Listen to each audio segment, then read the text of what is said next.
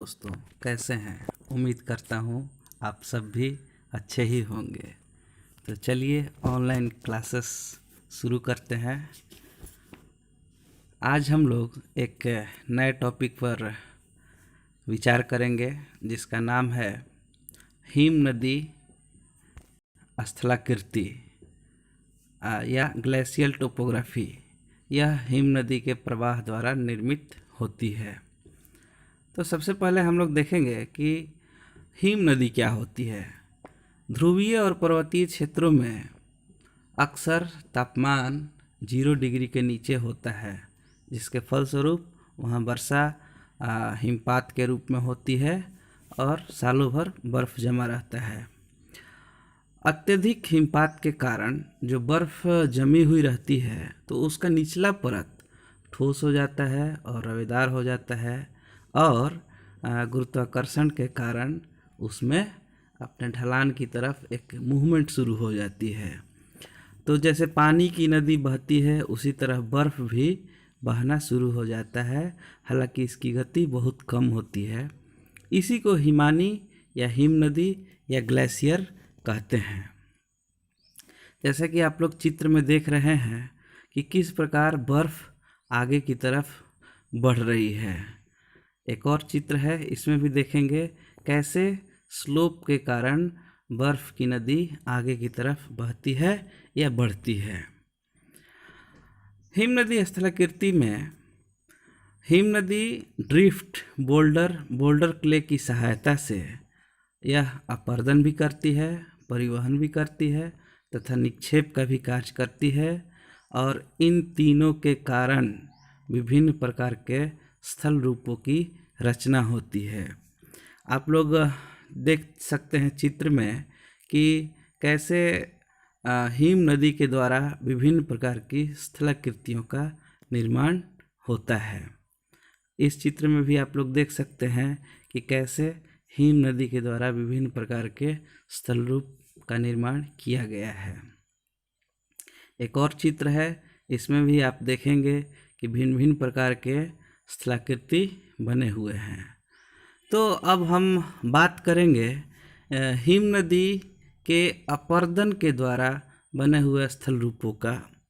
इसमें हिम नदी अपघर्षण और उत्पाटन, ये दोनों अपर्दन के अलग अलग रूप हैं के द्वारा विभिन्न प्रकार के स्थलाकृति बनाती है और इसमें मदद करते हैं ड्रिफ्ट, बोल्डर और बोल्डर क्ले। ये एक तरह से हथियार होते हैं, एक तरह से छेनी का काम करते हैं, हथौड़ा का काम करते हैं, हिम नदी की सहायता करते हैं विभिन्न प्रकार की आकृतियाँ बनाने में। तो हिम नदी में अपर्दन के द्वारा हिमविदर, हिमदर, हिमगह्वर, श्रृंग, कौल, कंघीनुमा कटक, इसको आप लोग अंग्रेजी के शब्दों में देख लें, क्रिवैसेस, वर्गश्रुन, सर्क, हॉर्न, कॉल, कॉम्ब्रिज। हिम नदी द्रोणी झील, फियोर्ड, यू आकार की घाटी, लटकती घाटी, भेड़शिला।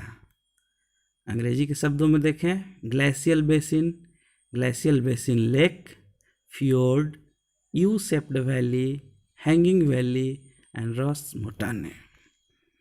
अब हम एक एक करके सभी स्थलाकृतियों का चर्चा करेंगे। तो पहला है हिमविदर क्रिवैसेस। इसमें क्या होता है कि पर्वत की ढलानों में फ़र्क होता है और उसमें जो बर्फ़ जमी होती है वो क्या होता है कि जहाँ पर ज़्यादा स्लोप होता है उसके नीचे उसकी गति तेज़ हो जाती है, जबकि ऊपर में गति मंद ही रहती है। इस कारण इसके ऊपरी भागों में दरार पड़ जाती है। जैसा कि इस चित्र में आप लोग देख रहे हैं कि दाहिने तरफ ऊपर की तरफ कुछ अलग ही स्लोप है और जहाँ क्रैक्स है उसके नीचे कुछ अलग ही स्लोप है। इसके कारण गति में अंतर आ जाता है और जहाँ अंतर आता है वहीं से बर्फ़ टूटना शुरू होता है। इसमें इस चित्र में भी आप लोग देख सकते हैं किस प्रकार बर्फ़ टूटा हुआ है, दरार बना हुआ है। इसी को हम लोग हिमविदर कहते हैं, क्रिवैसेस कहते हैं। एक और चित्र है, इसमें भी आप लोग अच्छी तरह से समझ सकते हैं। नेक्स्ट है हिमदर बर्गसुंड।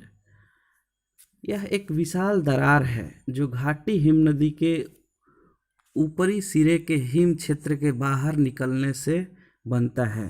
इस चित्र में आप लोग देखिए कि कैसे बर्गसुंड का निर्माण होता है।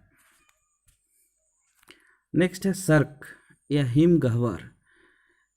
यह एक आराम कुर्सी जैसी आकृति होती है जो 3 ओर से तीव्र ढाल और 1 ओर से खुला रहता है।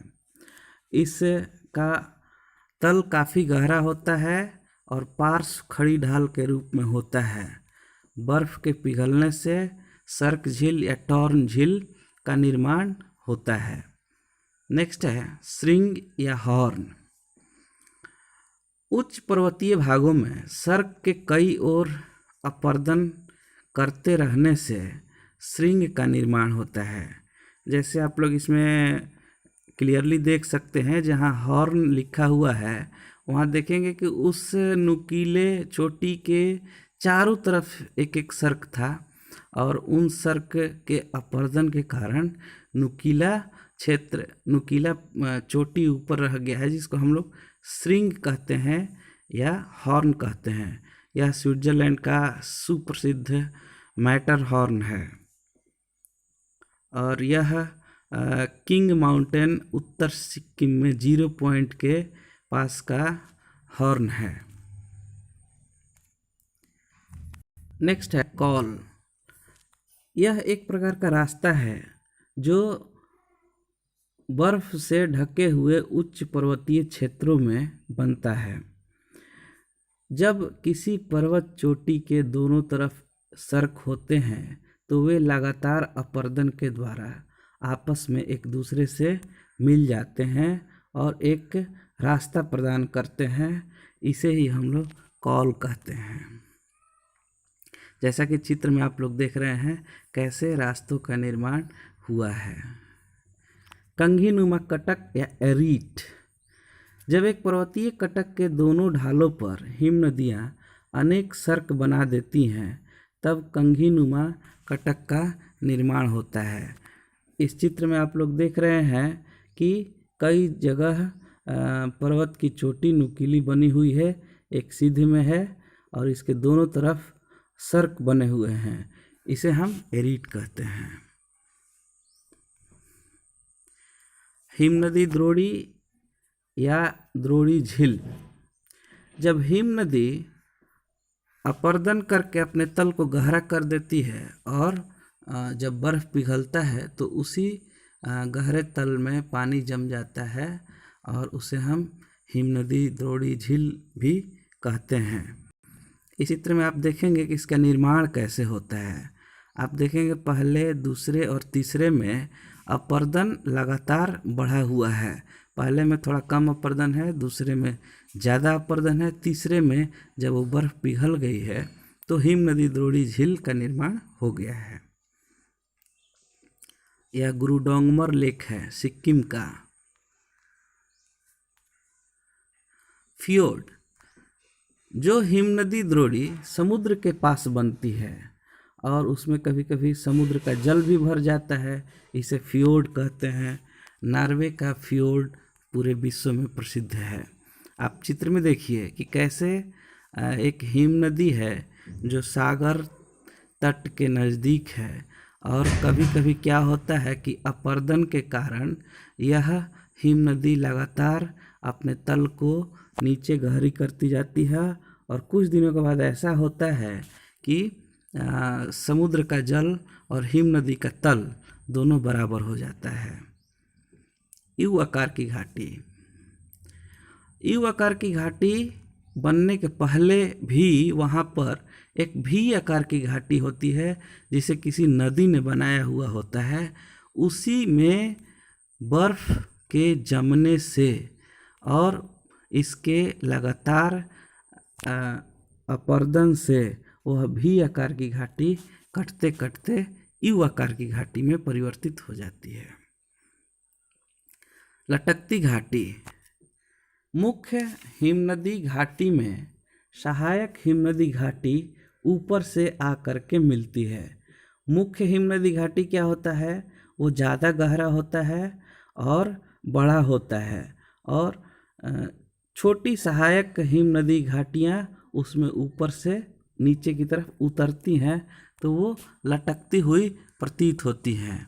आप लोग देखेंगे इसमें एक मुख्य नदी घाटी है, हिम नदी घाटी है, और ऊपर में दो छोटी छोटी सहायक हिम नदी घाटियाँ हैं जो मुख्य हिम नदी घाटी में उतरती हैं तो लटकती हुई प्रतीत होती हैं। भेड़शिला या मेषशिला रोशनटाने। हिम नदी के मार्ग में जब कोई बड़ी चट्टान आ जाती है तो हिम नदी अपना रास्ता नहीं परिवर्तित करती है, वो क्या करती है, उसके ऊपर से चढ़ के पार होती है। और ऐसा करने में क्या होता है कि जहाँ ढलान कम होता है वहाँ पर एब्रेशन के कारण चिकना हो जाता है, और जिधर से हिम नदी उतरती है तो प्लकिंग के कारण वो ढाल उबड़ खाबड़ और खड़ा हो जाता है, और यह देखने में ऐसा लगता है जैसे कोई भेड़ बैठा हुआ है और उसकी पीठ ऊपर की तरफ उठी हुई है। आप इसमें देख सकते हैं कि जिधर से बर्फ़ जाती है उधर ढाल मंद होता है, और जिधर से बर्फ़ उतरती है उधर का ढाल खड़ा होता है। अब हम देखेंगे हिमानी का निक्षेपण कार्य। अभी तक हम लोग देख रहे थे उसके अपर्दन के द्वारा निर्मित स्थलाकृति। अब हम देखेंगे कि हिमानी के डिपोजिशन से कौन कौन सा स्थलाकृति बनता है। तो हिमोड़ मोरेंस, हिमोड़ टीले ड्रमलिन, केटल एस्कर केम, ये एक संयुक्त फोटो है जिसमें निक्षेपण के द्वारा जितनी भी आकृतियाँ बनती हैं इसमें दर्शाने का प्रयास किया गया है। इसमें ड्रमलिन्स भी दिख रहा है, केटल्स भी दिख रहा है, केम भी दिख रहा है, आउटवाश प्लेन भी दिख रहा है। इसमें लगभग निक्षेपण की सभी आकृतियाँ दिख रही हैं। तो पहला आकृति है हिमोड़। जैसे नदी के जल के निक्षेपण को हम लोग जलोढ़ कहते हैं, वैसे हिम नदी के निक्षेपण को हम लोग हिमोड़ कहते हैं। इसमें हिम नदी के द्वारा लाए गए रेत के कण भी हो सकते हैं और छोटे बड़े पत्थर या शिलाखंड भी हो सकते हैं। यह 3 तरह का होता है, पार्श्विक हिमोड़, मध्यस्थ हिमोड़ और अंतिम हिमोड़। जैसा कि इस चित्र में हम लोग देख रहे हैं, बीच में जो है मेडियल मोरेन है, मध्यस्थ हिमोड़ है, और इसके किनारों पर लेटरल मोरेन्स है, यानी कि जो साइड में रहता है। और हिम नदी जहाँ से पिघलना शुरू होती है वहाँ पर जो हिमोड़ जमा होते हैं उसको टर्मिनल मोरेन कहते हैं। इसमें देखिए छोटे बड़े पत्थर हैं, ये सभी हिम नदी के डिपॉजिट्स हैं, इसको हिमोड़ कहते हैं, मोरेन्स कहते हैं। ड्रमलिन, ड्रमलिन बहुत ही सुप्रसिद्ध ग्लेशियल लैंडफॉर्म है जिसे हम लोग बास्केट ऑफ एग्स कहते हैं, अंडों की टोकरी कहते हैं। हिम नदी के बहाव में की दिशा में थोड़ी थोड़ी दूरी पर छोटे छोटे टीले का निर्माण हुआ रहता है, उसे हम लोग ड्रमलिन कहते हैं। चित्र में भी आप लोग देख सकते हैं कि किस प्रकार से ये अंडे की टोकरी जैसा दिख रहा है।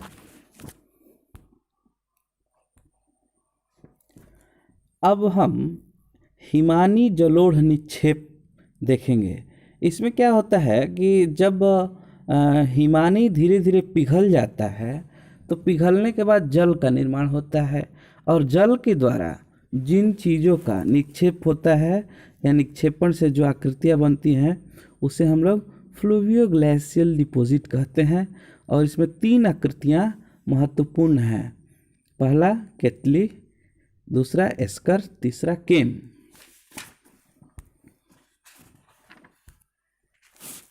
केटल, अवसादों के साथ बर्फ के बड़े टुकड़े भी जमा होते जाते हैं, और ये लगातार जमा होते होते वो क्या होता है कि उनका भार बढ़ जाता है, और फिर जब बर्फ़ उनके साथ जम जाती है तो भार और भी बढ़ जाता है, और उससे एक गड्ढे का निर्माण होता है, क्योंकि वहाँ पे भार के कारण धंसाव हो जाता है। और जब बर्फ़ पिघलती है गर्मी के दिनों में, तो इनमें जो पानी भर जाता है वह इस तरह से दिखता है जैसे केतली में पानी है। जैसे केतली का मतलब है चाय बनाने की केतली, एस्कर। गर्मी के दिनों में हिम नदी पिघलती है, परंतु जल का रिसाव किनारों से या बर्फ़ के सतह के नीचे होता है।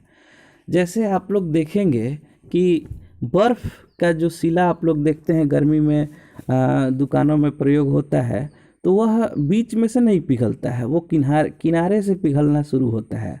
उसी प्रकार हिम नदी भी किनारे से पिघलता है, और या फिर बर्फ़ के नीचे, बर्फ़ के सतह के नीचे पिघलना शुरू होता है, और नीचे नीचे ही अवसाद या मलबों का जमा होना भी शुरू रहता है। और जहाँ पर हिम नदी ख़त्म होती है, जहाँ से पानी दिखने लगता है, या वहाँ पर वक्राकार कटक के रूप में ये मलबे जमा हुए रहते हैं। इसको हम लोग एस्कर कहते हैं। आप चित्र में भी देख सकते हैं कि किस प्रकार से एस्कर जमा हुआ है।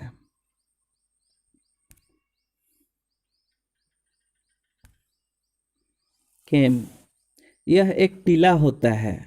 जब हिम नदी का अग्रभाग पिघलता है तो जलधारा बहने लगती है, और यह जलधारा भी मलबा इकट्ठा करती है। जैसे कि एक नदी मलबा इकट्ठा करती है, उसी प्रकार यह केम की जलधारा भी मलबा इकट्ठा करती है, उसे हम लोग केम कहते हैं।